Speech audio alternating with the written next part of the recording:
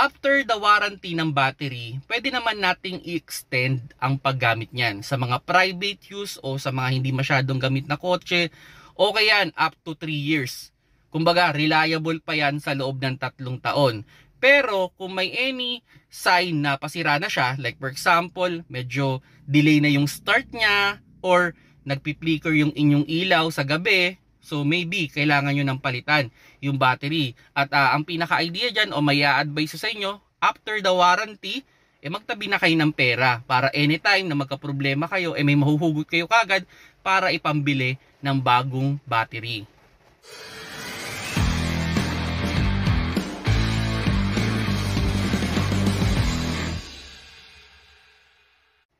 Hello mga paps, I'm Kuya Shane at may na-receive lang ako na related sa battery at yun nga daw, hindi masyadong gamit yung kanyang sasakyan pero tapos na yung warranty. Ang tanong niya sa atin, kailan daw ba dapat siyang palitan? So yun nga, sa mga private use na hindi masyadong gamit, goods pa ang battery natin up to 3 years.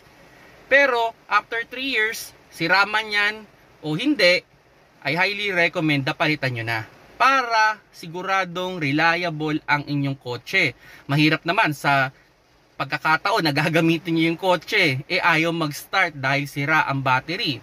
Di naman maganda. Or nakapark kayo kung saan, all of a sudden, biglang hindi mag-start yung sasakyan ninyo. Diba? Tatawag kayo sa magja-jump start, all of a sudden, pwedeng bebentahan na rin kayo ng battery at hindi na kayo makakapamili ng gusto nyong battery kasi syempre pwedeng tight yung budget ninyo or kung anong dinala nila, yun din yung bibilihin mo na. So yun yung pinaka-idea mga paps, no? Kaya para sa akin, siraman o hindi, after 3 years, pag-isipan nyo ng palitan. Pero syempre, kung medyo tight pa rin yung budget, hintayin nyo na lang magka-problema.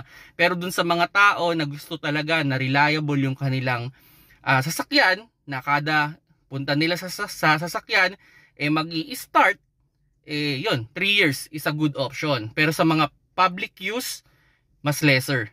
Normally, pag mga public use kasi, hindi rin binibigay yung full warranty ng battery, like 24 months. Sa amin, pag public use, like TNBS, normally mga 6 months lang yung binibigay sa aming warranty. So, sa amin, medyo mas early kami. Actually, umabot ng 1 taon ang battery sa amin. Swerte na yon, goods na yon, bawi na yon.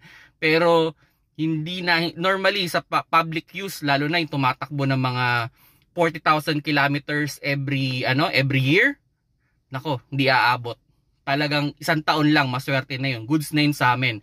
Pero sa mga private use, normally, 3 years, goods na goods pa yung battery. Pero pag may early sign, okay, palitan nyo na. Para siguradong reliable ang inyong sasakyan. Na anytime na kayo ay mag-i-start yung sasakyan ninyo at maa-avoid ninyo yung inconvenient, like itotowing pa yung sasakyan ninyo kasi kung saan man kayo nasiraan, biglang namatay yung makina ninyo at battery yung cost, sadly, di ba?